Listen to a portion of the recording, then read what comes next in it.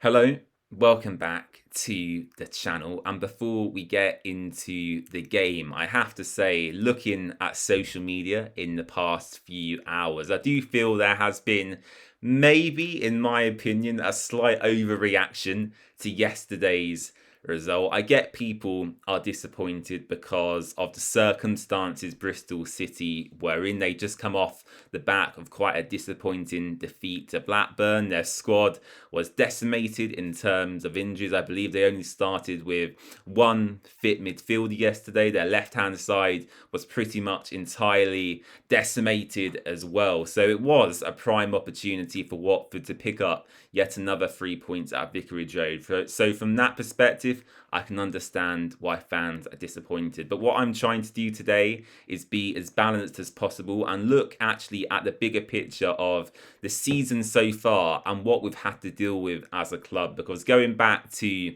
May, June, when Paolo Pezzolano was appointed, he had an entirely different style of management and different style of play to what Javi has had. Now, the player turnover we had in the summer was very substantial as well. We got rid of a lot of dead wood, which we were all very pleased about. And he brought in quite young, talented players with a lot of potential. Not the finished product, but they have a lot of potential and ability to grow as professional footballers. And we've also had, of course, that managerial change. The cold, angry character in Paolo left, and the happy Spaniard in Javi returned. And I think that for the players is going to take still a little bit more time to get over. It's been, as we know, a very chaotic 5-6 months at Watford so far. We're not a calm, composed, simple club to support. There's always an element of chaos, I think, when it comes to following the Golden Boys. But I do think under Javi, we have seen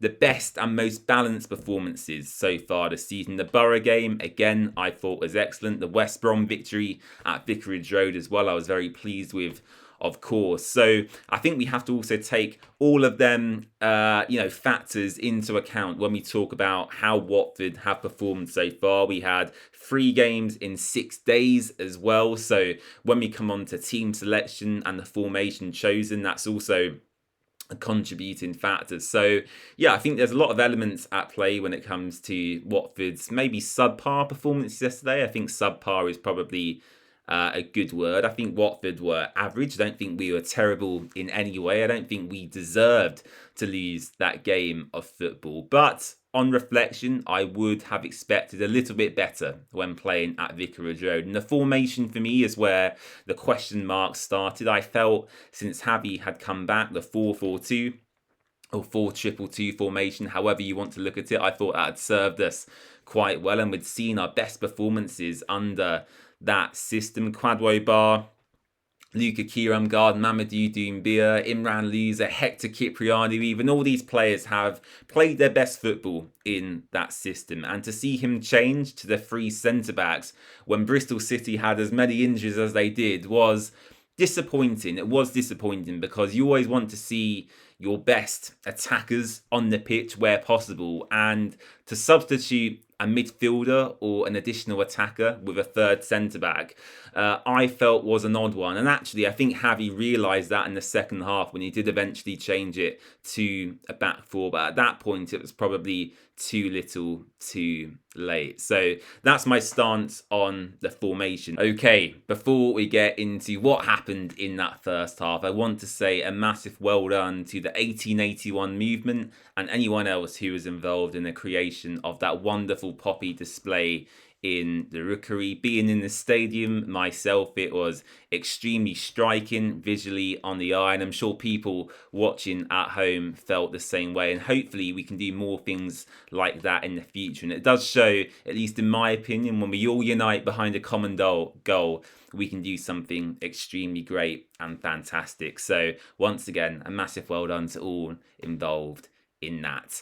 Okay, the first half. And the first 15 minutes for me was fantastic. It was very exciting to watch. I was off my seat many times. And Imran Louza once again come up with, for me, a world-class pass. It was absolutely fantastic. It was superb to see the pass from deep was brilliant. It was pin perfect actually for Marc Bola to run onto, and the first touch Bola took as well in his stride, I feel, is being overlooked slightly. That is the touch of someone who is in that position numerous times a game. You'd see that in the Premier League at an Arsenal, a Man City, a Liverpool, and Man United. World-class players do what Loser and Bola did yesterday, and to take that touch, stride forward, and the shot past the keeper as well. The whole move from start to finish was brilliant to see. And in the stadium, watching it in real time, I don't think I quite appreciated how good that Loser pass was. Seeing it back on the replay at half time, it was really outstanding. It was an outstanding bit of football from start to finish, and Marc Bola quite rightly got his much deserved goal. I do feel he is the most underrated signing we have made this season. Lots of people have been saying that for a few weeks now, but I think finally a lot more fans are starting to wake up to that. And for Caleb Wiley, when he comes back from injury, it's going to take a hell of a lot for him to win back his place in that left back position. And he is, of course, by name, a Premier League player. He's in on loan from Chelsea. He's valued upwards of £10 million. And as it stands currently, free transfer Marc Bola is currently keeping him out of this Watford team. So a massive shout out to Imran once again for getting another assist on the board. I think that's 10 goal contributions in all competitions so far this season. So Loser certainly on top form. And as I said, Marc Bola quite rightly getting his deserved goal. Really good stuff from him as well. And I hope his finger's okay as well, because I think he did injure that in the process of scoring there. So a great move from start to finish. Unfortunately, after that first 15 minutes is when Watford, for some reason, started to put their foot off the gas ever so slightly. Bristol City got a free kick. Scott Twine stepped over to take it. And as soon as I saw Scott Twine stepping over that, I pretty much knew what was going to happen. Now, I'm not going to take anything away from him. He is a very good set-piece taker in that position. However, I do have to say, Egil Selvik didn't cover himself in glory, and that's the second time this season I have to call into question a mistake from a free kick. I think away at Millwall under Paolo Pezzolano in what was one of his final matches, Selvik made a similar mistake where it was almost straight at him against Millwall, and for some reason he fumbled it,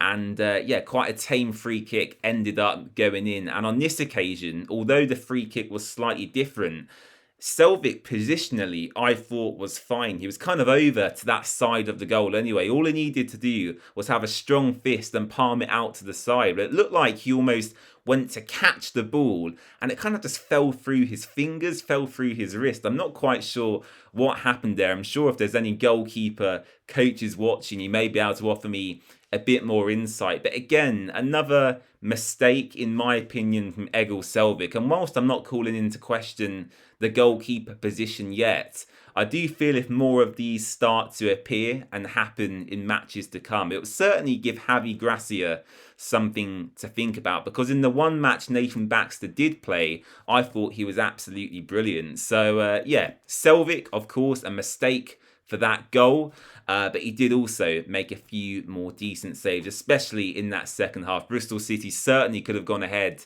if Egil Selvik didn't keep Watford in that game. So a mistake from Selvik.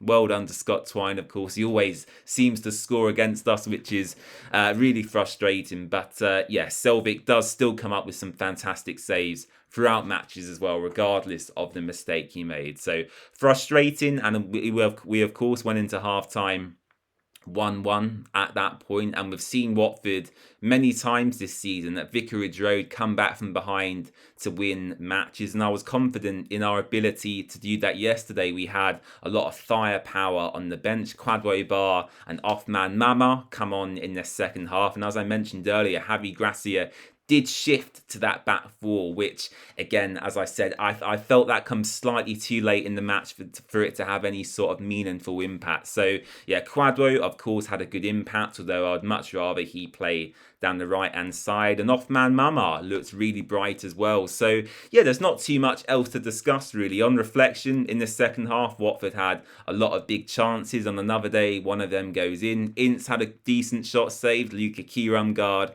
had a header. Kwadwo Bar had a shot saved. Off-man Mama had a few decent runs down the right as well. So, yeah, this is why I feel the overreaction was maybe slightly too excessive by a few Watford fans across social media, because I'm feeling pretty calm at the moment. I'm feeling pretty placid. I'm feeling pretty placid at the moment. Let me get my words right there. I need to make sure you know what I'm saying. Placid is what I said. I'm feeling very zen at the moment as a Watford fan. So we move on to Derby County away from home. I do hope that is the game we finally break our away duck. It is very much needed, because I always feel playing at the Vic, we always have a chance of a result against any team, whether that's a draw or a victory. But away from home, it always feels like a struggle. It feels like a drag, a bit of a ball fest sometimes, I think I can say. So Derby County are no pushovers. I watched them earlier today on Sky Sports playing Blackburn Rovers. They beat them with relative ease. I have to say that some of the football they played isn't something you would necessarily associate with an old-fashioned Derby County side. So certainly a difficult match to come. And as soon as we fix our away form, I think you'll see Watford very quickly shoot up that championship table, because that is really the only problem we have at the moment. And I'm also pleased to see Javi Gracia has finally realised that Musa Sissoko is not the answer to his problems. And look, Edu Kayembe yesterday, I've not actually mentioned him today, and we'll end on him because I think that's fitting when talking about this Watford team. Look, Kayembe isn't the worst player in the world, but watching him yesterday in place of Hector Kyprianou, he slows us down slightly, doesn't he? So yeah, long term, I don't want to see Kayembe in the 11. I think Pierre Duomo clearly would be a better option if he gets used. That's of course a bigger conversation to have. Non-Police Mendy on the bench. He was a unused substitute again yesterday. So yeah, still question marks with Javi around his team selection sometimes. But yeah, the general feeling I have going into this international break is a renewed sense of optimism. I believe in Javi. I believe in his ideas, the projects we're trying to build. Irankun yesterday, look, he had an off day again. I think the Irankun, the hype has died down now. I think we need to be realistic about what he can offer Watford at this current moment in time. Defensively, he worked really hard. He won a lot of balls back for us in that first half. I think he won actually the most duels out of any player on the pitch in that first 45 minutes. And when he come off, he was rightly frustrated as well. But yeah, I think we just need to reassess our expectations around certain players, realise they are a young squad. Some of these players are still only 18 and 19 years old. Max Elaine, Iran Kunda, Kevin Caben, I think he's only 21 and he's regarded as one of the best defenders at the club. So yeah, reset your expectations. We go again in a couple of weeks away at Derby. And I'm looking forward to the festive period and the number of games that come with that as well. So don't forget to subscribe, and I'll see you again very soon. Bye-bye.